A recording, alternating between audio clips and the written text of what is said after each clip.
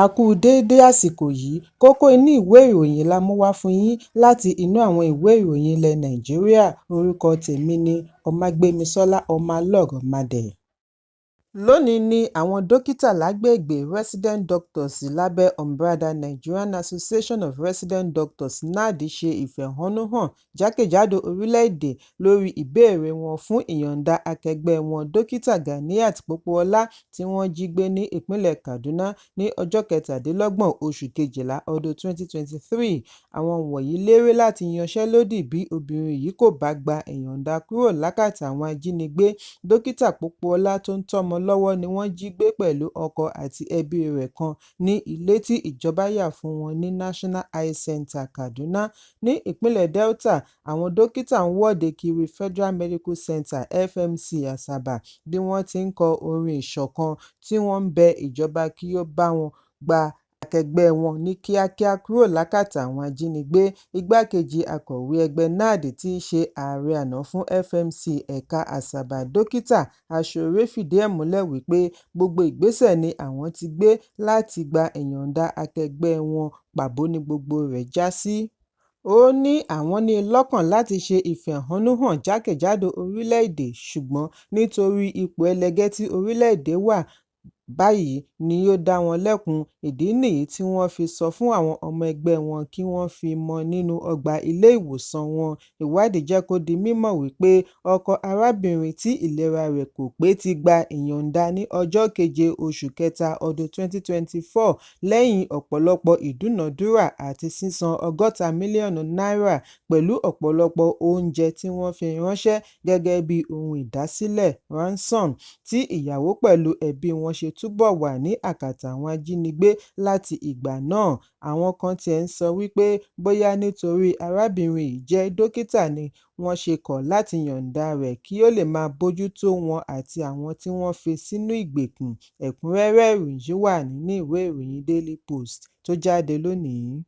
Gómìnà ìpínlẹ̀ Adamawa Ahmadu Fintiri ti buwọ́ lu ìwé àṣẹ tí ó fagi lé iṣẹ́ àwọn alumí scavengers tí wọ́n ń ṣa ìdọ̀tí kiri orí àkìtàn láàrin ìpínlẹ̀. Nínú àtẹ̀jáde láti ọwọ́ akọ̀wé àgbà sí gómìnà Nwachukwu ni wọ́n ti sọ wípé àṣẹ yìí fẹsẹ̀ múlẹ̀ lójú ẹsẹ̀ káàkiri gbogbo ìjọba ìbílẹ̀ 21 tí ó wà ní ìpínlẹ̀ Adamawa.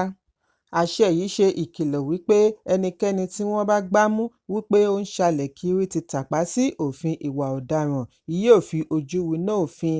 Àtẹ̀jáde náà tẹ̀síwájú wípé wọ́n ti fún àwọn agbófinró láṣẹ láti fi ọwọ́ ṣìkún òfin mú ẹnikẹ́ni tí ó bá tàpá sí òfin yìí. Wọ́n ní ìjọba ìpínlẹ̀ Adamawa kò ní fi ààyè gba ìgbésẹ̀ tí ó lè tako ìlera àti ààbò ará ìlú, bí wọ́n ti rọ ará ìpínlẹ̀ kí wọ́n fi ọwọ́ sowọ́pọ̀ pẹ̀lú ìjọba láti wà ní àyíká tí kò ní ṣe lòdì sí ìlera. Ẹ̀kúnrẹ́rẹ́ ìròyìn yìí wà nínú ìwé ìròyìn Daily Post tó jáde lónìí. Agbẹnusọ àná fún ààrẹ Bọ́lá Tinubu láti ẹkùn gúúsù ìlà oòrùn, Dókítà Joseph Onoh ti bá ààrẹ ológun ìjẹta ajagunfẹ̀yìntì Ibrahim Badamasi Babangida ṣe àjọyọ̀ ọjọ́ ìbí ọdún 83 83rd birthday. Onoh ní òun ṣe àjọyọ̀ IBB fún ìdúróṣinṣin àti ìdarí rẹ̀ gẹ́gẹ́ bí ẹni àwòkọ́ṣe láti ọdún tó ti pẹ́. Ó ní òun dúpẹ́ lọ́wọ́ Ọlọ́run fún àánú rẹ̀ lórí IBB tí ó jẹ́ bàbá, ẹ̀gbọ́n, alámòjútó, bàbá òpómúléró fún ọgbọ́n àti ní pàápàá jùlọ bàbá fún ọ̀pọ̀lọpọ̀. Ẹ̀kúnrẹ́rẹ́ ìròyìn yìí wà nínú ìwé ìròyìn The Nation tó jáde lónìí. Oríṣiríṣi awuyewuye ni ó ti tẹ̀lé ikú olóògbé olórin ẹ̀mí Àdùkẹ́ Àjàyí tí gbogbo ènìyàn mọ̀ sí Àdùkẹ́ Gold, tí ó jáde láyé ní ọjọ́ Ajé ọjọ́ 12 oṣù kẹjọ ọdún 2024. Ní kété tí ó di olóògbé ni àhesọ bẹ́ sílẹ̀ lórí ohun tí ó ṣe okùnfà ikú rẹ̀. Bí àwọn kan ṣe ń sọ wípé iṣẹ́ abẹ ìjú ni ó yọrí sí ikú rẹ̀ ni àwọn kan sọ wípé ó ní ọwọ́ ayé nínú, ṣùgbọ́n láàrin awuyewuye awuyewuye yìí ni ẹbí rẹ̀ jáde láti wá ṣàlàyé wípé Àdùkẹ́ Gold di olóògbé lẹ́yìn ọ̀pọ̀lọpọ̀ ìjàkadì pẹ̀lú àrùn jẹjẹrẹ ilé-ọmọ cervical cancer bí ó ti ń gba ìtọ́jú ní ilé-ìwòsàn ìkọ́ṣẹ́mọṣẹ́ UCH Ìbàdàn, ìpínlẹ̀ Ọ̀yọ́. Èyí ló mú ìyàlẹ́nu ńlá bá gbogbo àwọn akẹgbẹ́ àti olólùfẹ́ rẹ̀.